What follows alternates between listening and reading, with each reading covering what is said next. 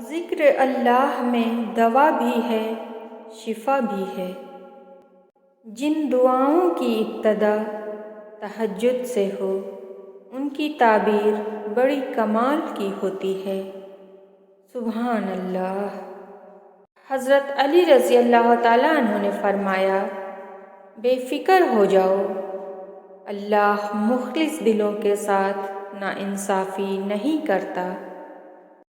بے شک میرا رب ہی ہے جو مجھے بے شمار چاہتا ہے۔ حضرت علی رضی اللہ تعالیٰ عنہ نے ارشاد فرمایا، جو دل دوسروں کی تکلیف دیکھ کر بے چین ہو جائے تو جان لو اس دل میں اللہ رہتا ہے۔ حضرت علی رضی اللہ تعالیٰ عنہ نے فرمایا، جب دل تھک جائے تو جان لو کہ آسمان سے تمہاری مدد کے لیے قبولیت کا اب کوئی نہ کوئی دروازہ کھلنے لگا ہے۔ توبہ کے آنسو کا کمال ہے کہ یہ گرتا باہر ہے اور صفائی اندر کی کر دیتا ہے۔ اللہ جب راضی ہوتا ہے تو سب سے پہلے سجدے کی توفیق دیتا ہے، پھر چاہے وہ سجدہ خوشی کا ہو یا غم کا۔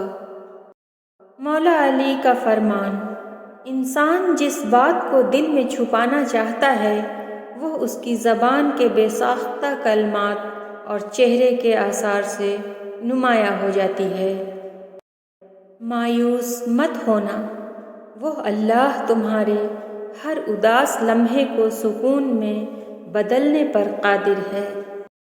جب واسطے اور رابطے اللہ سے جوڑے جائیں تو پھر دل نہیں ٹوٹا کرتے۔ مقدر بھی بدلتا ہے اور حالات بھی، وہ رب غم کا موسم ہمیشہ نہیں رہنے دیتا۔